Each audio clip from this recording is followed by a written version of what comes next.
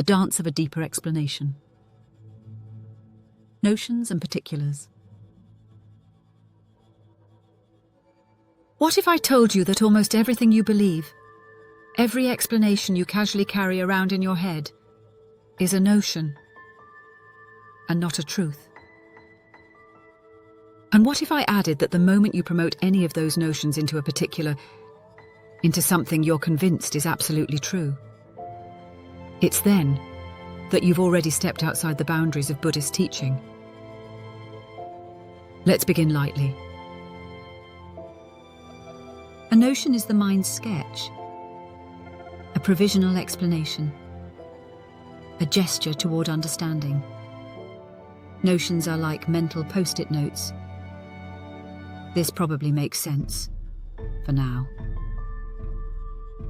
They're flexible, provisional, inevitable. The mind produces them the way a tree produces leaves, spontaneously and without asking for permission.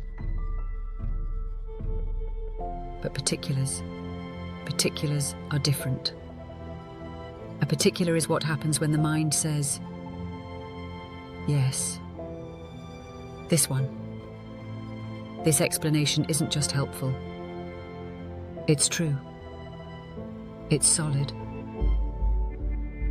And in that moment, right there, the trouble begins.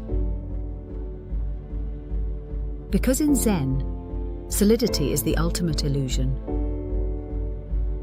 Here's the problem. To believe in particulars is to smuggle in a metaphysics that Buddhism has spent 2,500 years dissolving. Particulars require that objects have intrinsic characteristics, that they endure, that they persist, that they possess something like an essence.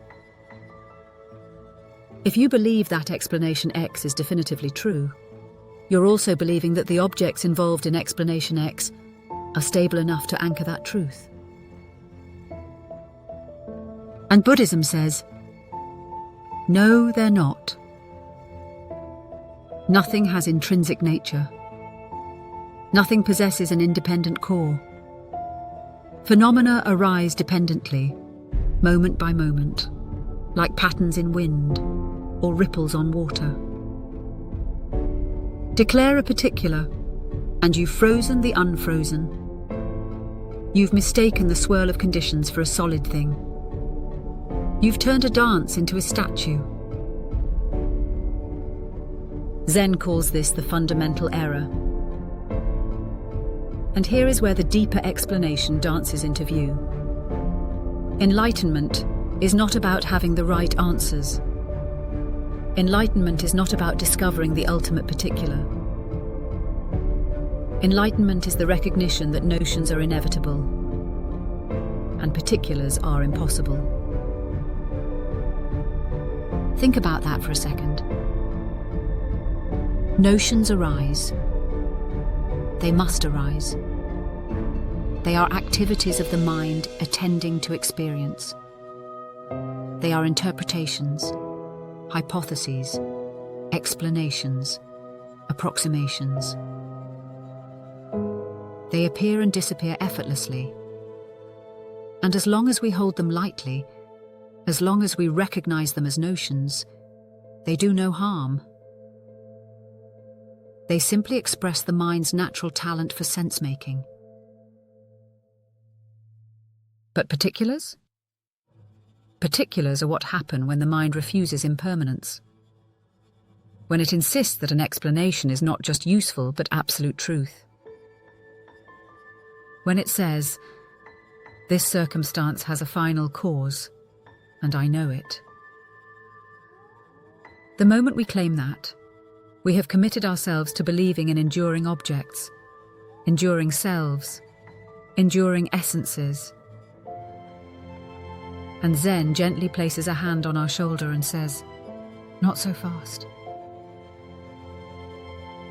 The world is not made of particulars. The world is made of conditions. And conditions don't explain reality. They are reality. Explanations are just footprints. So what is enlightenment?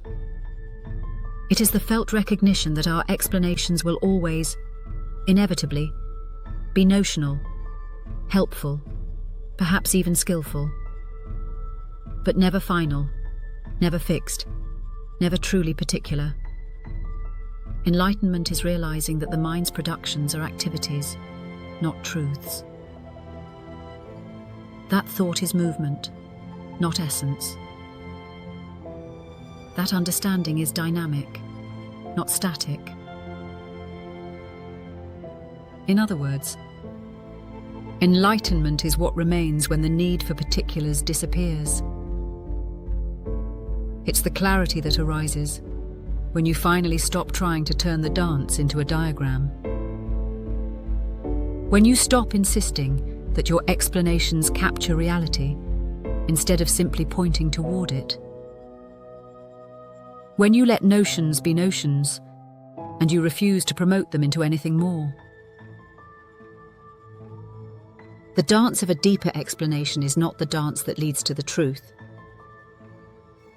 It's the dance that leads to freedom. And the moment you see it, the dance is already underway.